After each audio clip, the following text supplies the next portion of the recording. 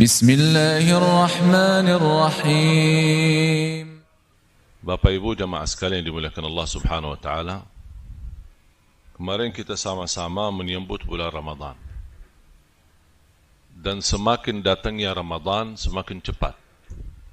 Tahun yang akan datang masuknya Ramadan akan jauh lebih cepat. Dan semakin datang Ramadan lagi akan lebih cepat. Kenapa? Kenapa Ramadan ini selalu cepat? Karena kita di akhir zaman.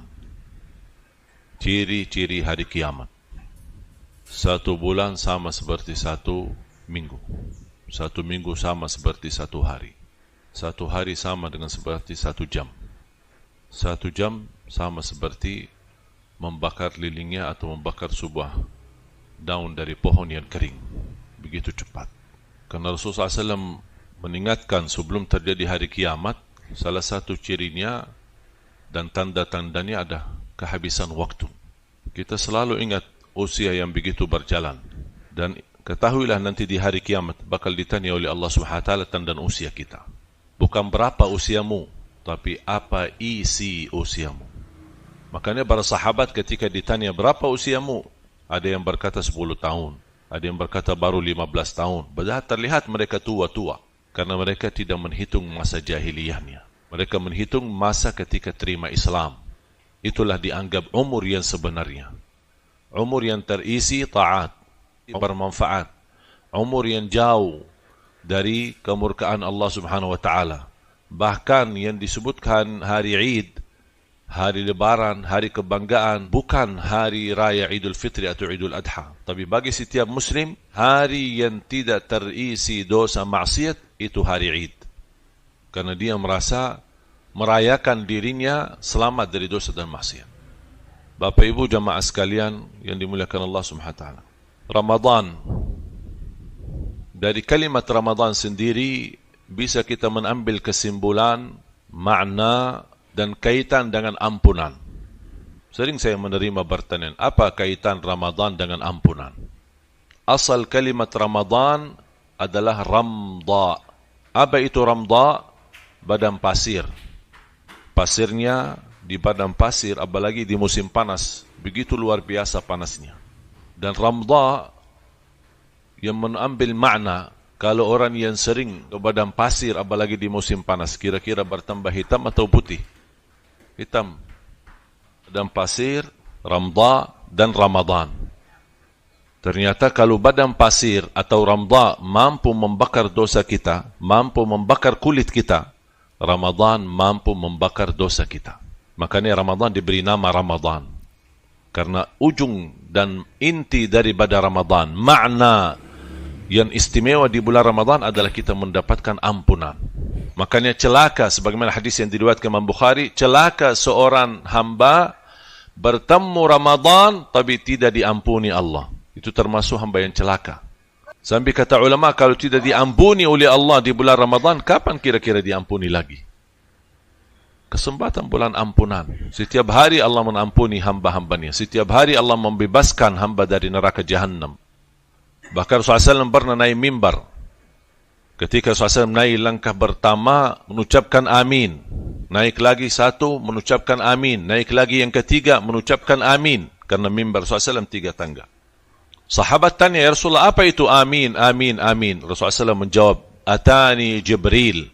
Baru saja dah kedatangan Malaikat Jibril. Malaikat Jibril berdoa dan meminta sama aku untuk menaminkan doanya. Apa isi doanya? 3.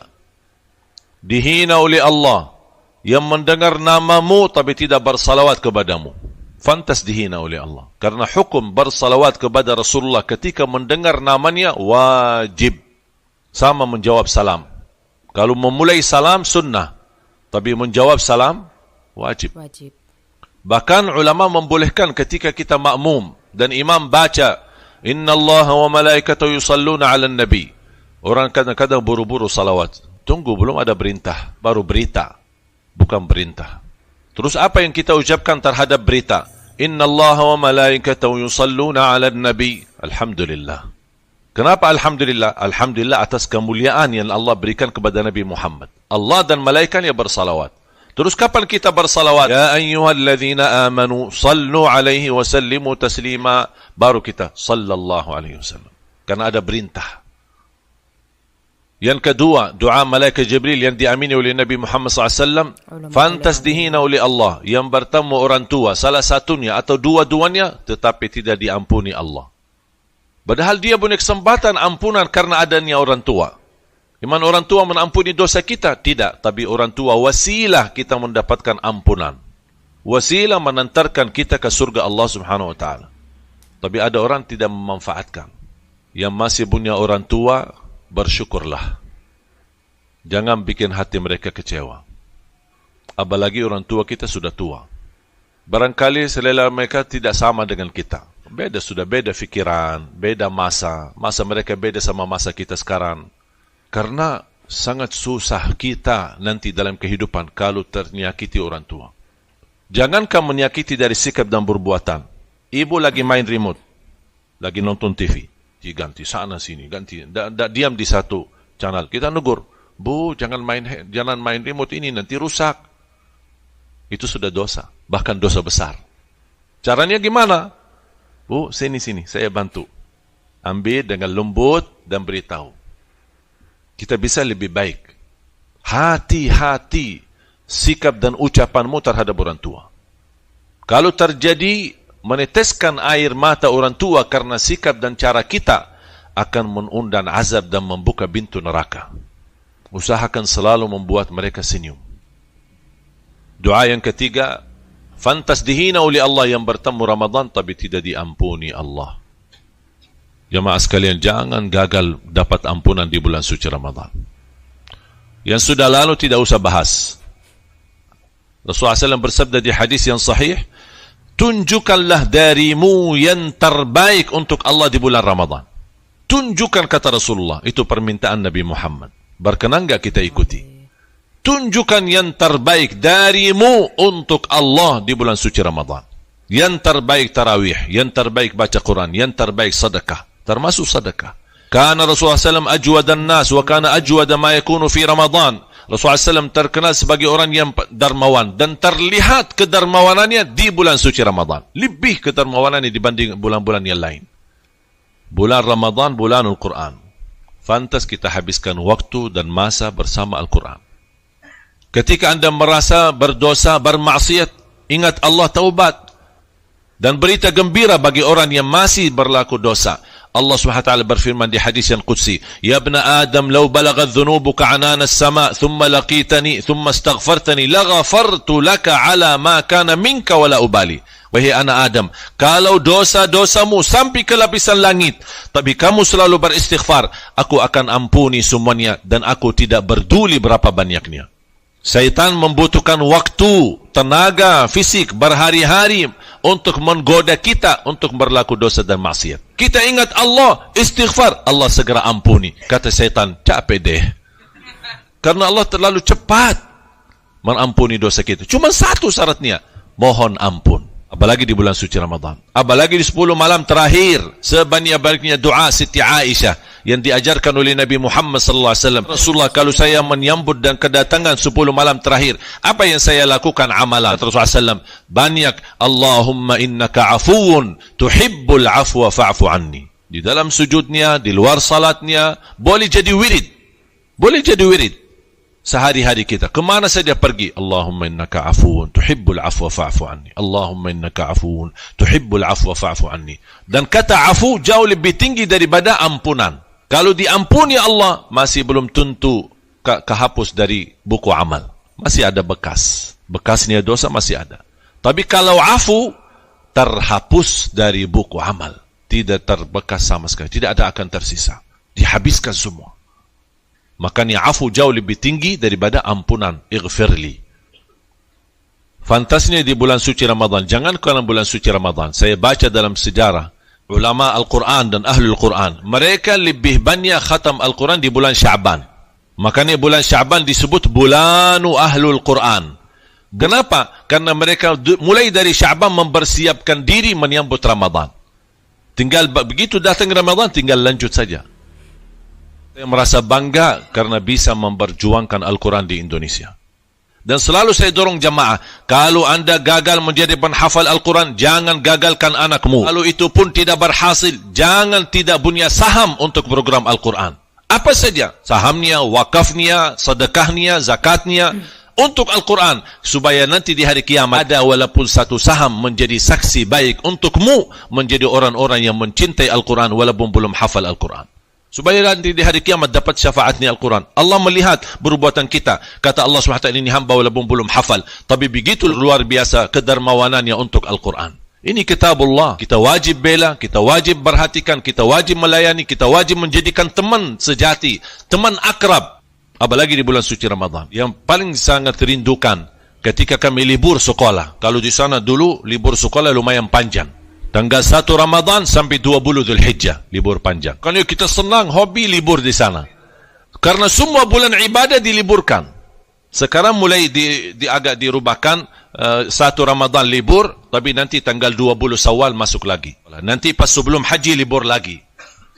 Untuk memberikan luang dan kesempatan. Saya ingat di masa sekolah, SMP dan SMA, lomba-lomba saya bersama teman-teman ketika kita di Masjid Nabawi untuk memperbanyak khatam Al-Quran. Karena saya tanya, anda berapa jam megang Al-Quran? Sedangkan anda mampu khatam Al-Quran. Saya sudah pernah coba dan tes. Khatam 30 juz Al-Quran membutuhkan waktu 10 jam. Ada teman saya yang mampu selesaikan bacaan Al-Quran dari Al-Fatihah sampai An-Nas dalam waktu 7 jam 48 menit. Makanya saya perhatikan, kalau Imam Syafi'i 2 kali sehari, kalau anggap standar 10 jam, berarti 20 jam. Sisa 4 jam. Apa yang dilakukan oleh Imam Syafi'i dalam waktu 4 jam? Urusan keluarga, cari nafkah, tulisan buku ilmu, dakwah, salat tahajud, yang lain-lain. Apa yang bisa habiskan? Ternyata begitu luar biasa mereka sayang sama Al-Quran. Makanya jamaah sekalian, saya harap, mari kita tunjukkan yang terbaik di bulan suci Ramadan untuk Allah. Kalau sebelum ini suka masbuk, kita harus bersungguh-sungguh, berazam, sisa bulan Ramadan saya tidak mau masbuk lagi. Kalau selama ini lewat 1 hari belum baca Al-Quran, sisa Ramadan saya tidak mau lagi lewat 1 hari belum baca Al-Quran. Jaga saf pertama itu jauh lebih utama daripada kita salat di saf yang kedua.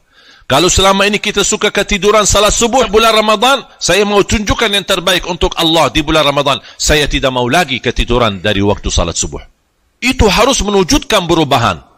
Sedekahnya, zakatnya, silaturrahimnya, kebaikannya, i'tikaf di masjidnya, habiskan waktu lebih lama bersama Al-Quran. Kita hanya satu, berteman, berkenan menjadi teman sama Al-Quran di dunia. Balasannya, Al-Quran akan temani kita di dunia, akan temani kita di saat sakratul maut, akan temani kita di dalam kuburan sendirian, akan temani kita saat dibangkit oleh Allah hari kiamat, akan temani kita saat jalan di atas sirat yang sangat tipis dan gelap, dan juga akan Quran temani kita. Jangan hanya itu, sampai diantar ke pintu surga, dan tidak akan melepas. Kita masuk surga temani kita, sampai dinaikkan tingkat-tingkatan kita di dalam surga bersama Al-Quran. Oleh karena itu kata Siti Aisyah radhiyallahu anha, jumlah tingkatan dalam surga Allah sesuai jumlah ayat Al-Quran. Oleh karena itu tidak ada yang lebih tinggi di dalam surga Allah selain Ahlul Quran. Oleh karena itu coba, berapa banyak Al-Quran akan berkenan temani kita. Hanya satu, berkenan Al-Quran menjadi teman kita di dunia.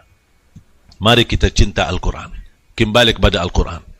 Mudah-mudahan semua yang hadir menjadi penghafal Al-Quran, menjadi Ahlul Quran, para pencinta Al-Quran. Nanti di hari kiamat dibangkit. Paling indah ketika dibangkit hari kiamat, Ahlul Quran dapat panggilan khusus. Mana keluarga Allah? Dipanggil oleh malaikat. Maju ke sini, kalian terpilih menjadi orang terdekat sama Allah. Bahagialah jemaah sekalian kalau bisa menghabiskan waktu sama Al-Quran. Ada orang berkata, saya belum lancar bacanya, tidak apa-apa. Saya masih keliru dan banyak salah, tidak apa-apa. Dan itu pun dijanjikan 2 kali pahala. Walladhi yaqra'ul Qur'ana wa yatata'ta'u fihi wa huwa 'alaihi syaqqul lahu ajran. Barang siapa yang membaca Al-Quran dan dia berbata-bata, kesulitan, dia banyak salah, banyak keliru, ada kesulitan dalam membacanya, tetap dia masih terus membaca, Rasulullah SAW diberikan 2 pahala. 1 karena dia mau baca, yang kedua karena tantangan dan kesalahan yang dia hadapi saat baca.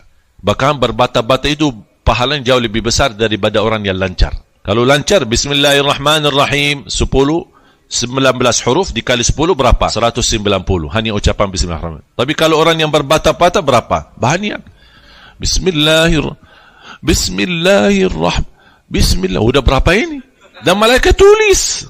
Setiap satu huruf kita ucapkan ditulis oleh malaikat 10 kebaikan. Tapi kalau sudah anda belajar, sudah menjadi lancar, jangan kembali berbata-bata. Katanya mau berbanyak pahala katanya. Dah boleh dipermainkan. Tapi kita lagi kesulitan, insya-Allah tidak sia-sia. Semua dihitung di sisi Allah Subhanahu wa taala. Mudah-mudahan kita tetap semangat jadi ahlul Quran, dan insya-Allah kita selalu memiliki kemampuan untuk walaupun sebagian dari harta dan rezeki kita bisa wakafkan untuk Al-Quran, yang menjadi saksi apakah itu tenaga kita, apakah kita menjadi fisik kita, fikiran kita, harta kita, apa saja. Ada salah satunya, kalau tidak bisa semuanya, jangan tinggalkan semuanya, menjadi saksi baik untuk Al-Quran, supaya Al-Quran nanti membawa syafaat untuk kita dan untuk kedua orang tua kita. Amin.